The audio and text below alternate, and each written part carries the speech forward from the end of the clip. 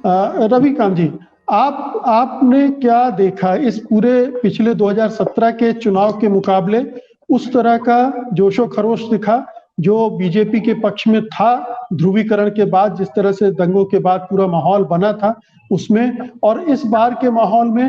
हालांकि ये आकलन कर पाना बड़ा मुश्किल काम है कि किस पैटर्न पर मतदान हुआ होगा, लेकिन मतदाताओं पे जिस तरह के मतदान केंद्रों पे लोग इकट्ठे होते हैं, या जिस तरह का मोबिलाइजेशन पार्टियां करती हैं, या जिस तरह का मूड दिखता है, उसमें भी बहुत कुछ पढ़ने में आ जाता है। आपका क्या कहना?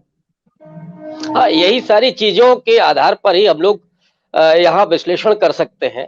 तो राजेश जी ने एक बात तो बहुत क्लियर कर दी कि अर्बन एरियाज में कम वोटिंग हुई है, ग्रामीण क्षेत्रों में ज्यादा वोटिंग हुई है। और हम लोग जानते हैं कि ग्रामीण क्षेत्रों में ज्यादातर जाट बहुल एरिया है और उन लोगों का उत्साह जो था, यहाँ तक कि पुरुषों का ही नहीं महिलाओं का उत्साह था, वो सीधे तौर पर कैमरे के सामने अपनी पार्टी के बारे में बात कर रहे थे, अपने नेता के बारे में कह रहे थे, चुनाव चिन्ह के बारे में बात कर रहे थे। तो उनके उत्साह से ये तो जाहिर होता है कि जो गठबंधन है उसको उसके पक्ष में काफी मतदान हुआ है। दूसरी तरफ ग्रामीण क्षेत्रों में ही कुछ ऐसी तस्वीरें आई है कि जहां पर भारतीय जनता पार्टी के जो बूथ मैनेजर हैं, वो एजेंट है, वो नदारद थे।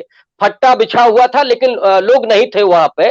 तो ये सीधा साइन है इस बात का कि भारतीय जनता पार्टी से लोग उनके पास नहीं आ रहे थे, या उनमें वो एक हिचक भी थी कि लोग हमारे बारे में क्या सोचेंगे।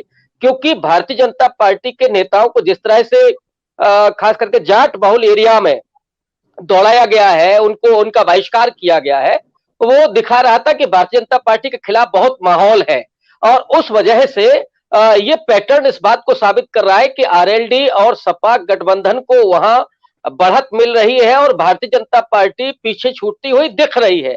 जो आपका मूल सवाल है ध्रुवीकरण का, देखिए नरेंद्र मोदी जी ने कल आचार संहिता की धज्जियां उड़ाते हुए पूरा 1 से 1.5 घंटे का इंटरव्यू दिया और उसमें ये तमाम मुद्दे उन्होंने उठाए। लेकिन उनका जो भाव भंगिमा थी वो हम लोग देख रहे थे कि वो कॉन्फिडेंस नहीं दिख रहा था उनमें। दूसरी तरफ आज योगी आदित्यनाथ ने सुबह उठ करके जिस तरह से ट्वीट किया है, तो वो उस बदहवासी को दिखाता है कि पिछले दिनों जो उन्होंने कैंपेन की, शिमला ला देने की, गर्मी ठंडा कर देने की, वगैरह वगैरह, और कैराना से लेकर के मुजफ्फरनगर के दंगों की याद कराना, और बार बार ये कहना कि साहब दंगाई आ जाएंगे, गुंडा राज आ जाएगा, मुझे लगता है कि उसका प्रभाव यहां पर नहीं पड़ा। और यही वजह है कि वो लगातार इस बात को पिंच कर रहे थे कि ताकि लोगों में वो ध्रुवीकरण हो। लेकिन हम लोगों ने पिछले 1 साल में जो देखा, और उसकी चर्चा मैं कई बार करता रहा हूं, कि जिस तरह से मुजफ्फरनगर की ही धरती पर राकेश टिकैत ने महापंचायत में अल्लाहू अकबर और हर हर महादेव के जो नारे लगाए थे, और उसके बाद जाटों और मुसलमानों के बीच जो सांप्रदायिक सौहार्द फिर से पैदा हुआ, वो विश्वास पैदा हुआ, उसने एक नई रणनीति को सामने लाया। और वो भारतीय जनता पार्टी जिसके आधार पर वो 3 चुनावों में बड़ी जीत उसने हासिल की थी, वो उस पर बैकफुट पर जाते हुए दिख रही है। दूसरी तरफ जो एक पैटर्न है, पिछले चुनाव में संभवतः 64 या 65% वोट पड़ा था, इस बार 61 के आसपास वोट जा रहा है। लेकिन इसमें जो पोस्टल बैलेट है उसको भी जोड़ा जाएगा। और एक और बड़ा फैक्टर है जहां वोटिंग कम होने का एक कारण है, वो ये है कि कई गांवों में बहुत सारे वोट काट दिए गए। जैसे अलीगढ़ के एक गांव का जिक्र अभी किसी ने सोशल मीडिया पर किया है कि 700 वोटर्स थे वहां पर, और केवल 200 लोगों के नाम थे वोटर लिस्ट में, 500 लोग गायब कर दिए गए। तो ये जो किया गया है सरकारी अमले के द्वारा, वो मुझे लगता है कि ज्यादा हैरत अंगेज है। चुनाव आयोग पर बहुत सारे सवाल खड़े हो रहे हैं कि वो क्या कर रहा है। पोस्टल बैलेट को लेकर के एक गाजियाबाद की एक 71 साल की महिला का वो वीडियो आया है। उन्होंने कहा है कि हम जब अंदर गए तो हमसे कहा गया कि साहब आपका तो वोट डाल दिया गया है। तो इस वजह से भी मुझे लगता है कि चुन चुन करके कहीं किसी परिवार में 1 वोट काटा गया, कहीं किसी गांव में 100 वोट काटे गए, इसका भी असर निश्चित रूप से दिखाई दे रहा है। लेकिन इसमें कोई दो राय नहीं है कि अर्बन एरियाज में अगर कम वोट पड़ा है तो वो सीधा दिखाता है कि भारतीय जनता पार्टी कमजोर हुई है।